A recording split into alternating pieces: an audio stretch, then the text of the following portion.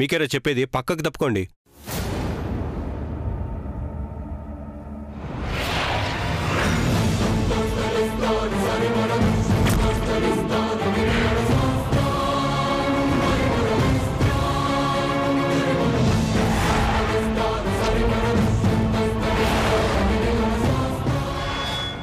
ఎవర్రా ఈ అమ్మాయి?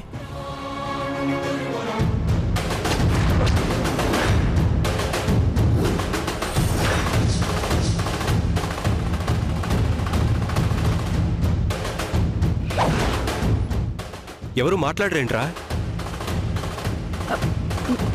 మురళికి హెల్ప్ చేయాలని. ఏ మురళి?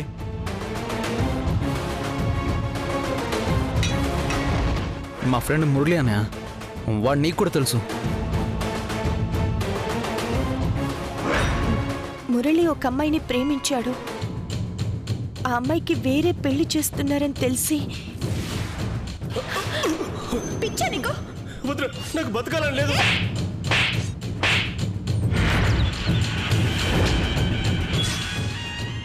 ఆ అమ్మాయి కూడా మురళితో కాకుండా మరొకరితో పెళ్లి జరిగితే చనిపోతానని చెప్పింది. నా మెడలో మంగళసూత్రం పడక ముందే చచ్చిపోవాలనుకుంటున్నాను. నేను శంకర్ మారుతి ఆ పెళ్లి జరిగే దగ్గరికి వెళ్ళాము. ఆ పెళ్లి జరగకుండా. ఆపండి. ఇతను మీ అమ్మాయి మెడలో తాళి కట్టుంటే మీరు తనకిష్టం లేని పెళ్లి చేసినందుకు మెడలో తాళి పడిన మరుక్షణం తన చేతిలో ఉన్న మాత్రలు మింగి చచ్చిపోయి ఉండేది. అది మీకు తెలుసా?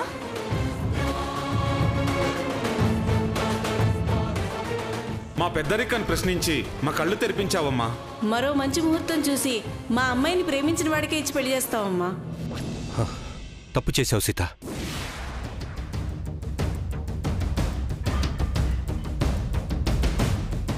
వాళ్ళ ప్రేమని గెలిపించాం, అందులో తప్పే ఉందన్నయ్య.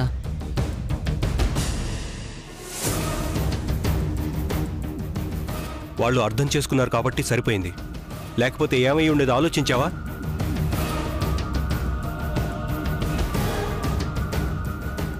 ప్రేమను గెలిపించి ఆ అమ్మాయిని మురళిని చావకుండా కాపాడారు, కరెక్టే. కానీ పెళ్లి ఆగిపోయినందుకు పరువు పోయిందని ఆ అమ్మాయి తల్లిదండ్రులు ఏదైనా అగత్యం చేసుకుంటే ఏమై ఉండేది?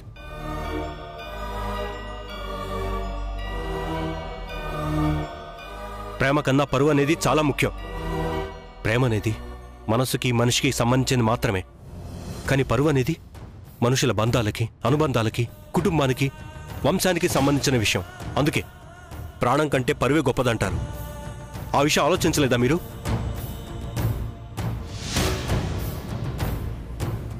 అది సరే, ఈ అమ్మాయి ఎవరు?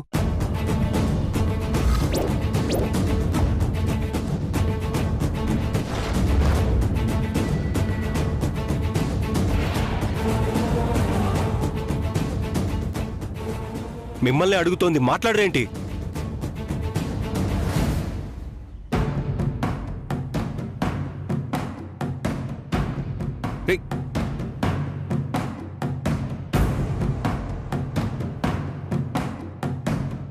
అమ్మా, రేయ్ సాయం పట్టండి.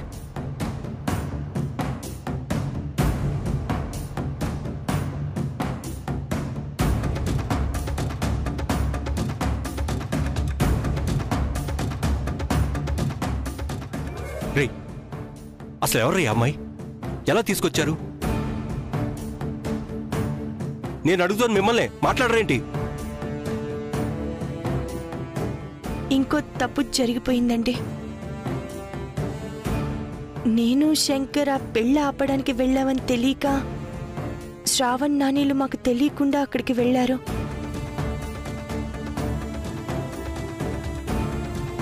వెళ్ళి అక్కడ 2 పెళ్లిళ్ళు జరుగుతున్నాయని తెలియక మురళి ప్రేమించిన అమ్మాయి అనుకుని పొరపాటున ఈ అమ్మాయిని తీసుకొచ్చారండి.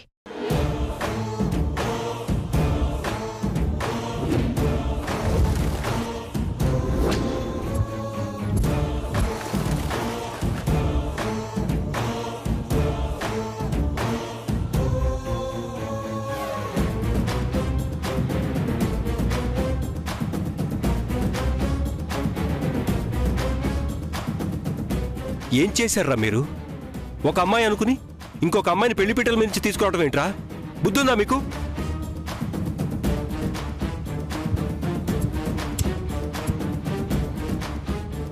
నాకు తెలియకుండా నాకు చెప్పకుండా ఏమీ చేయని మీరు ఇలాంటి సాహసాలు ఎందుకు చేస్తున్నారా?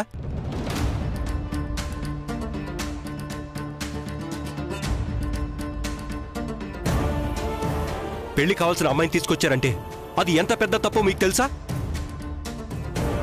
నాకు చెప్పకుండా ఎంత పెద్ద తప్పు చేశారంటే నాకు చెప్పకపోయినా పర్వాలేదు అనుకుంటున్నారా? నాకు తెలియకుండా ఏం చేసినా చెల్లుతుంది అనుకుంటున్నారా?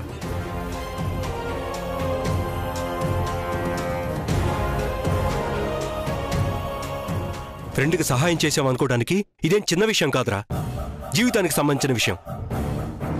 ఇంత పెద్ద నిర్ణయాలు తీసుకోవడానికి మీరు పెద్దవాళ్ళు అయిపోయారు అనుకుంటున్నారా? నాకు నా మాటకి విలువ ఇవ్వాల్సిన అవసరం లేదు అనుకుంటున్నారా? అంటే నీ మాటకి ఎంత విలువ ఇవ్వాలో వదిన మాటకు కూడా అంతే విలువ ఇవ్వాలని నువ్వే చెప్పావు కదా అన్నయ్య. వదిన శంకరన్నయ్యకి చెప్పినట్టే మాకు కూడా మురళికి హెల్ప్ చేయమని చెప్పుంటే మేం కూడా వెళ్ళాల్సి వచ్చేది కదన్నయ్య. అందుకే వెళ్ళాం. అంటే ఏంట్రా మీరు అనేది? మీ వదిన ఎవరినైనా తిట్టమని కొట్టమని చెప్తే వదిన చెప్పింది కదా అని చేసేస్తారా? ఏది చెయ్యాలో ఏది చేయకూడదో కొంచెమైనా ఉండక్కర్లేదా?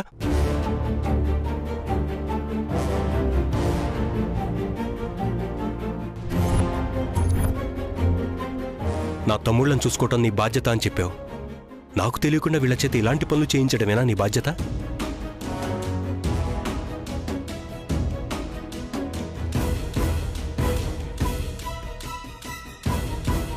ఇప్పుడు ఈ అమ్మాయి ఇంటి తరఫు వాళ్ళు మన ఇంటికి వచ్చి ఎందుకు తీసుకొచ్చారంటే నేనేం సమాధానం చెప్పాలి? వాళ్ళకి నువ్వు చెప్తావా సమాధానం?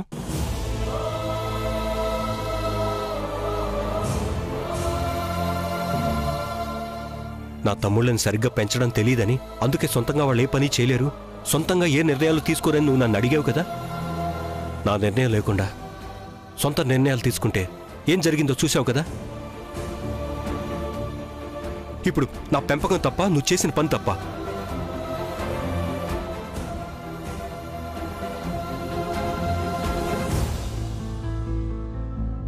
ఎదుటి వాళ్ళకి చెప్పే తెలివితేటలు నీకున్నాయనుకోవటం కాదు, నువ్వు చేసే పని చెప్పే పని తెలివైందా కాదా అని ఆలోచించడం నేర్చుకో.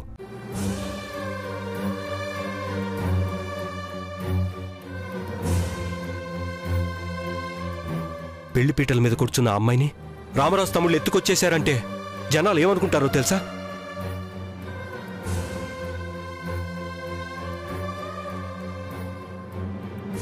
ఈ విషయం ఇప్పటికే చాలా మందికి తెలిసి ఉంటుంది. ఇంకాసేపటికి మొత్తం ఊరందరికీ తెలిసిపోతుంది. వాళ్ళ ముందు నేను తలదించుకోవాలా? తప్పైపోయిందని చెప్పి అందరి కాళ్ళు పట్టుకోవాలా? అనయ్య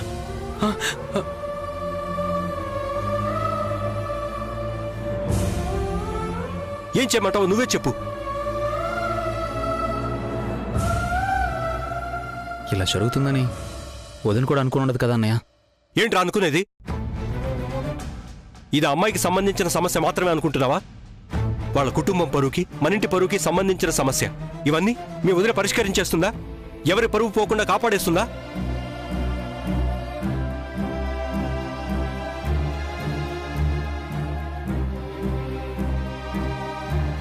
ఇప్పుడు ఈ అమ్మాయికి ఏం చెప్తారా సమాధానం? వాళ్ళ అమ్మా నాన్నలకి ఏం చెప్తారా? పెళ్లికొచ్చిన బంధువులకందరికీ ఏం చెప్తారు? ఈ అమ్మాయి చేసుకోబోయేవాడికి ఏం చెప్తారు?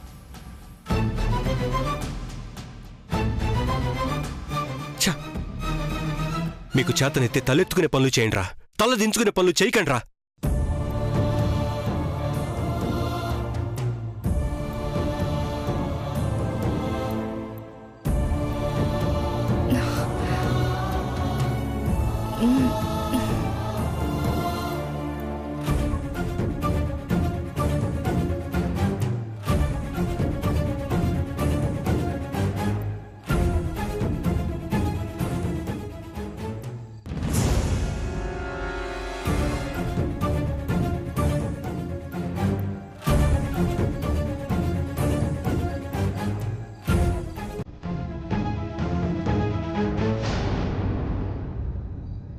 మీరంతా ఎవరు? నేను ఇక్కడున్నానేంటి? నా పెళ్ళవ్వలేదా? హ్యాపీగా నీ పెళ్లి నువ్వు కోరుకున్న మురళితోనే జరిపిస్తాను. అసలు మురళి ఎవరు? నువ్వెవరు? నన్ను వదలు. నువ్వు ప్రేమించిన మురళి ఫ్రెండ్స్.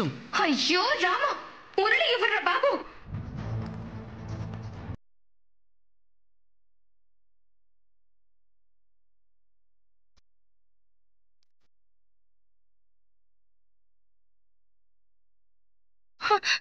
వీళ్ళే వీళ్ళే నన్ను బలవంతంగా తీసుకొచ్చారండి. అసలు నన్ను ఎందుకు తీసుకొచ్చారు? ఎవరండి మీరంతా? మా వల్లే తప్పు జరిగిందమ్మా. ఎవరో అనుకుని పొరపాటున నిన్నిక్కడికి తీసుకొచ్చారు. మేం చేసిన తప్పుని సరిదిద్దుకుంటాం, నువ్వేం భయపడుకో. తప్పు చేశామని భయపడొద్దంటారేంటండి? నేనక్కడ లేకపోవడంతో అందరూ నా గురించి ఏమనుకుంటున్నారో ఏంటో నాకు భయంగా ఉందండి.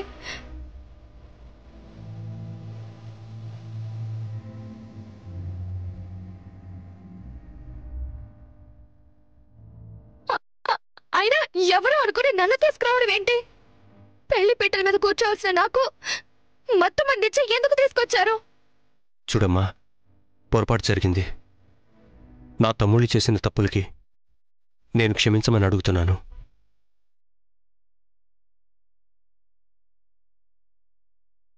క్షమించమ్మా.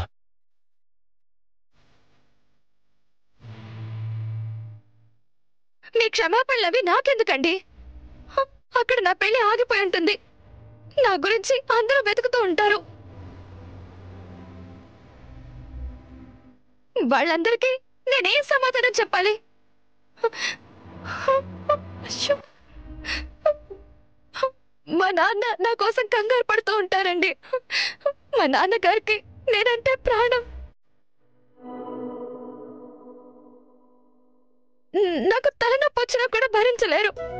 నేను కాలేజ్ నుంచి రావడం 10 నిమిషాలు లేట్ అయితే చాలు నాకేమైందోనని కంగారు పడుతూ ఊరంతా వెతికేస్తూ ఉంటారు.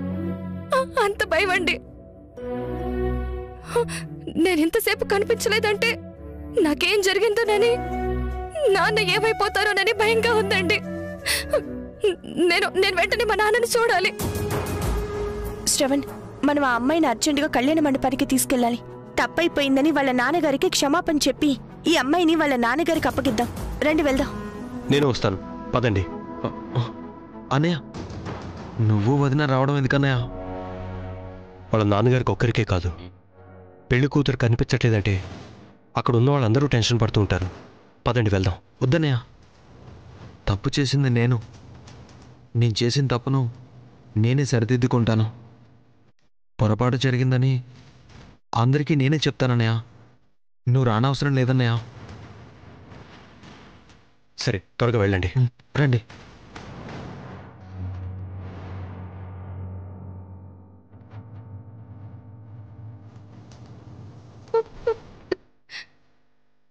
ఏమండి, ఏడవకండి. మీ నాన్నగారు మిమ్మల్ని అపార్థం చేసుకోకుండా ఇది మా వల్ల జరిగిన తప్పని నేను మీ నాన్నగారికి చెప్తాను. రండి.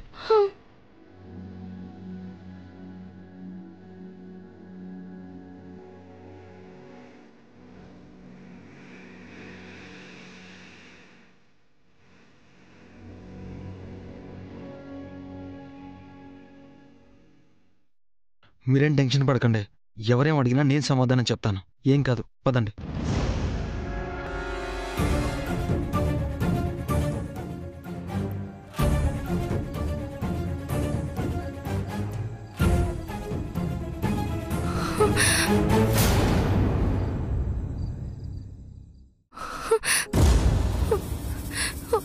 ఒక్కరు కూడా లేరేంటి? పెళ్లి కూతురు కనిపించలేదని పెళ్ళి ఆపేసుంటారు. కనిపించకపోతే ఏమైందోనని ఒక్కరైనా ఉంటారు కదా.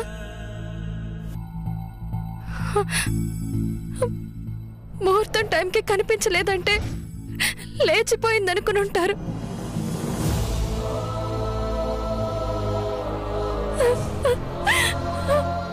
నాకేం జరిగినా మా నాన్న తట్టుకోలేరు. నేను అర్జెంటుగా ముందు మా నాన్నని చూడాలి. నన్ను మా ఇంటికి తీసుకెళ్ళవా? సరే, రండి.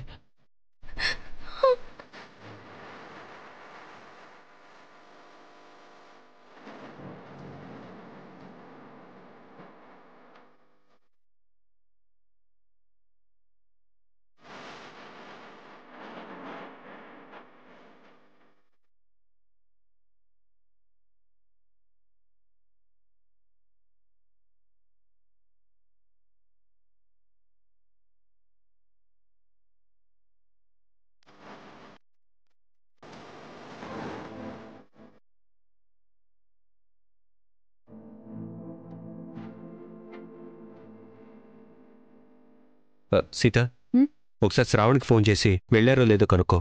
అలాగే.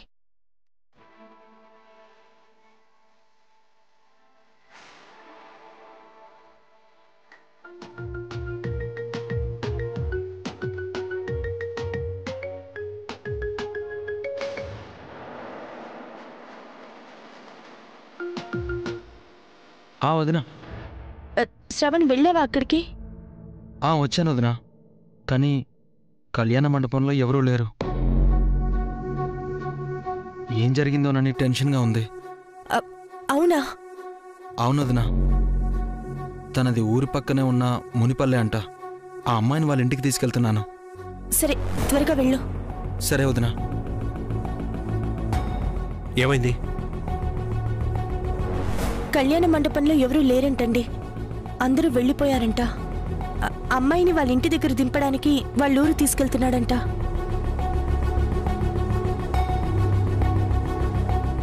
ఏ ఊరో చెప్పాడా? మునిపల్లంటండి.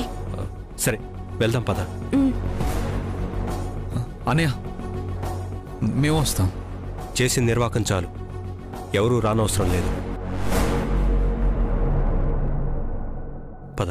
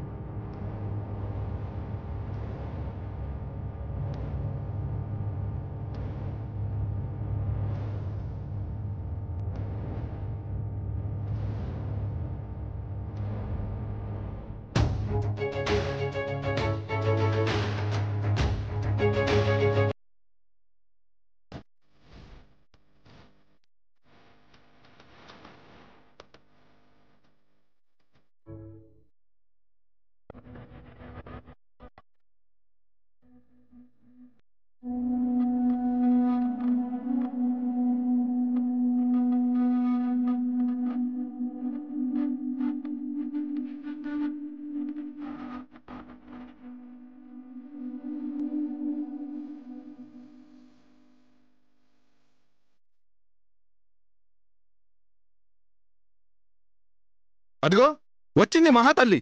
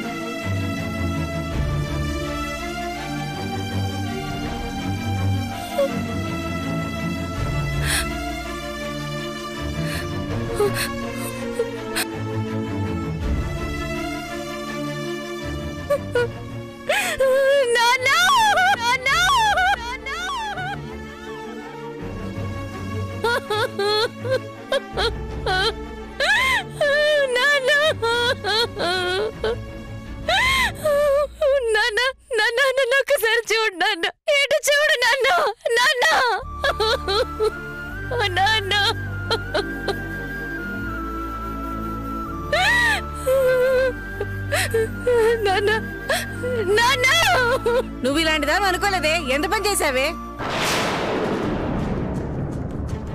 నాన్న గుర్తొచ్చొచ్చావా?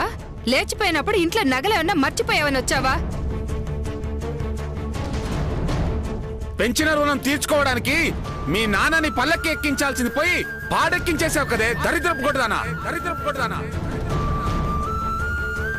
మీ నాన్న గుండెల మీద పెట్టుకొని పెంచినందుకు మీ నాన్న గుండెల మీద కుంపడి పెట్టావు కదే చెయ్యకుండా పని చేసి ఇప్పుడు ఎడుతున్నావేంటే?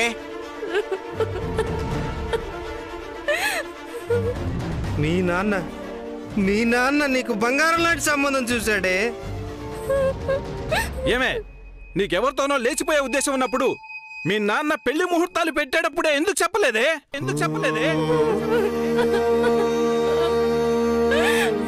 నాన్న, నువ్వు నన్ను ఎంతో ప్రేమగా పెంచావు నాన్న. నీ పెంపకం మీద నీకు నమ్మకం లేదా నాన్న? నేను ఏ తప్పు చేయలేదు నాన్న.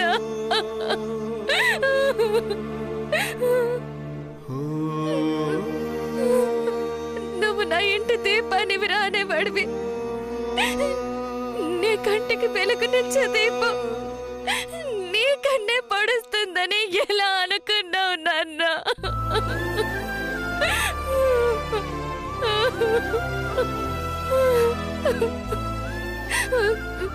20 ఏళ్ల నీ పెంపకాన్ని, నమ్మకాన్ని అనుమానంగా ఎలా మార్చుకోగలిగావు నాన్న?